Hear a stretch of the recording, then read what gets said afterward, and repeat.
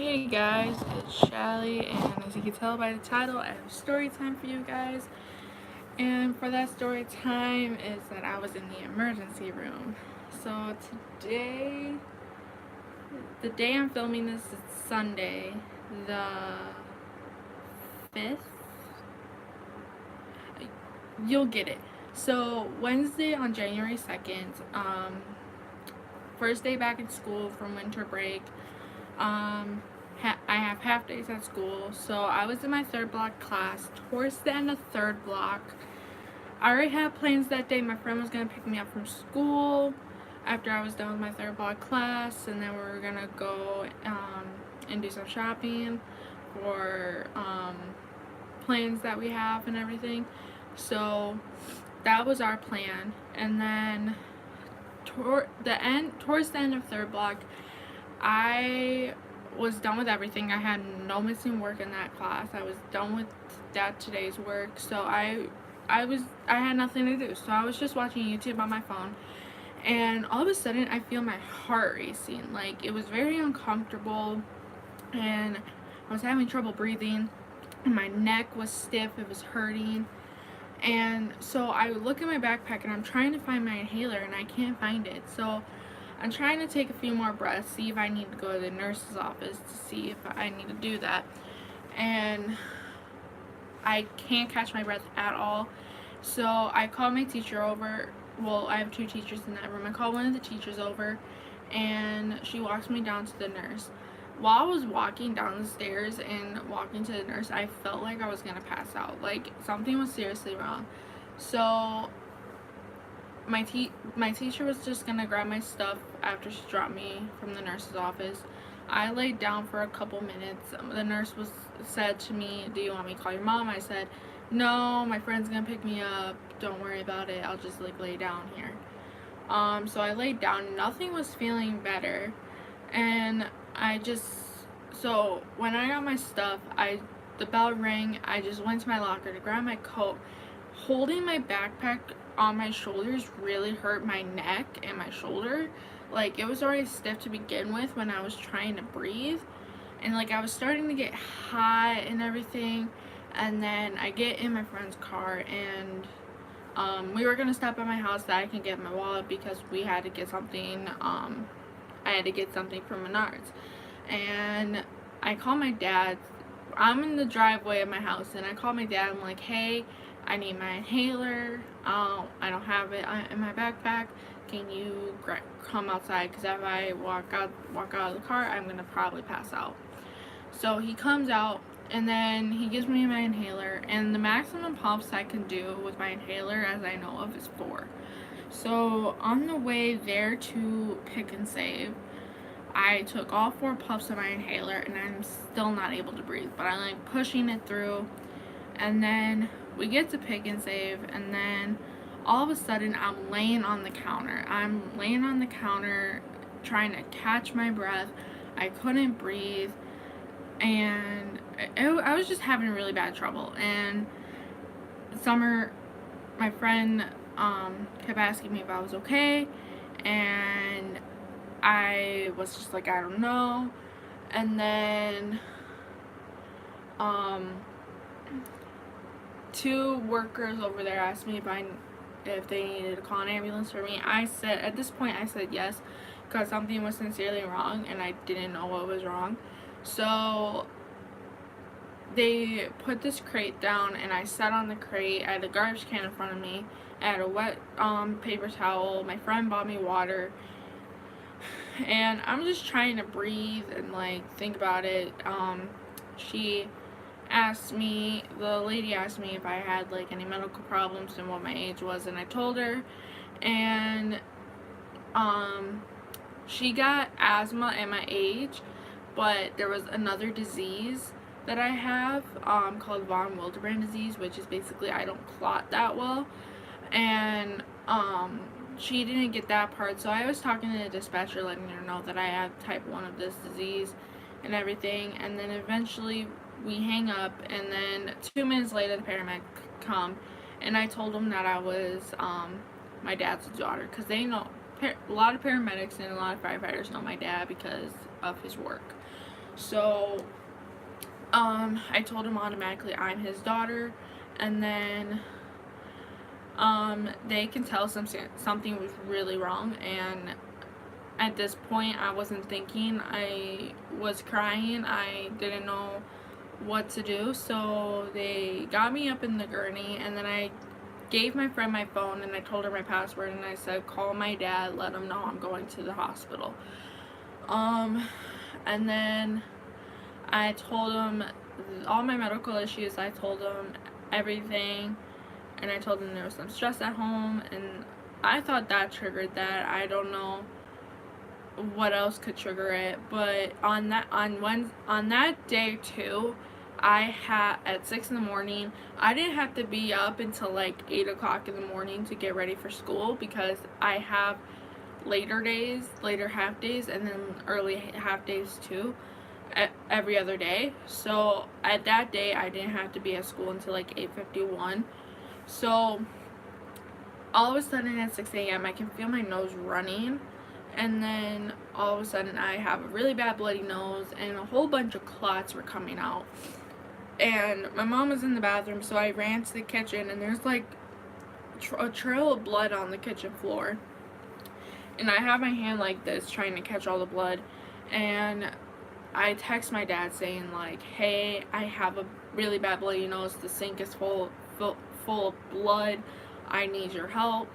It took a good hour to get the bleeding to stop. So from 6 in the morning to 7, it took an hour to get the bleeding to stop. So I get to the hospital, and I was really scared my dad and my mom were gonna get really mad at me. So I was crying in the ambulance saying like, I don't want my dad to be mad at me, yada yada yada, and the paramedic was trying to comfort me, saying like, right now this is your health and something's really wrong, your heart rate is very high, you need to go to the ER. And before I like said that and everything, and before we left Pick and Save out, they put me in the ambulance. They put me on 100% of oxygen, and that opened up my lungs a little bit more. I was starting to feel somewhat better, but not better. Like, my neck was still hurting, my chest was still hurting. Like, I was just crying, and the other paramedic was just like, do you want me to start an IV? And I said, I don't care.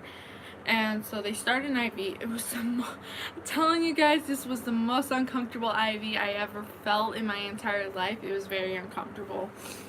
And then I get to the ambulance, and I see my friend's car in front, in where I could see her in the back of the ambulance. The little window, I can see her car, and she had my backpack and my stuff, and including my phone that she can call my dad. So I just expected that she would, like, when my dad came to the hospital, that she would just give my dad my stuff and she can just leave. I didn't care if she left, but no, she literally stayed by my side. I got to the hospital around 1:40, 1:50 p.m. and I was there until like probably 7 o'clock at night. So she stayed there. She left around 6, so she stayed there for a good like 3 hours, maybe 4. So like, it was really awesome of her to be in the hospital with me. And then I get pushed into a room, and the hospital room I was in was small, so they couldn't push the gurney in, so the paramedics were helping me walk. And then I was told to take my shirt off, and then my bra, and then I just like, my bra hooks were very high up my back, so I couldn't reach it, so the technician had to help me. And the paramedics explained my medical issues. I explained my medical issues. My dad explained them. My friend even explained them. So like, they were told several times about my medical issues. And so I was very like a piece of paper white, like a white piece of paper. I was that pale. Like, I'm pale normally, but at this type of pale was not normal. And they hooked me up to an EKG, and they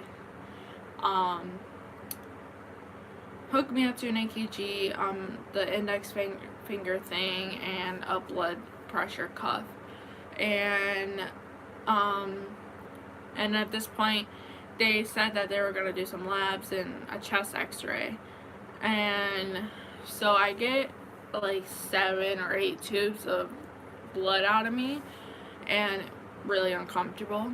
And then I sign the form, and then I go to x-ray, and then I take chest x-rays, and then some of my blood results came back, and they said everything was normal except for one test, and that was my thyroid. So they were really concerned about my thyroid being low, so they did a CT scan to see if there were any clots in my lungs. That doesn't make sense to me and my mom at all, because I don't clot very well. That's what my disease is. I don't clot very well, so I don't know why they thought there were clots in my lungs. So a little bit after that, they put a base saline into like an IV saline in my arm with the IV I had from the paramedics. And then the CT scan came, and I got pushed all the way to CT. And then they took like 2 syringes of water to clear my blood or something like that. And then during the CT scan, they put in this dye, and they told me beforehand that I was going to have a metallic taste in my mouth, I was going to feel like I wet my pants, and that I was going to get really hot. I felt all those things. So I get back, and I'm still complaining my chest is hurting, I was getting a headache, and now my stomach's hurting. So they gave me a pill, 2 medicines, and another saline, and then I had to pee really bad. Like, that first bag of saline made my bladder very full. And then I waited 10 minutes to see if it would go away, but my friend kept making me laugh to like make me distract myself or something like that. So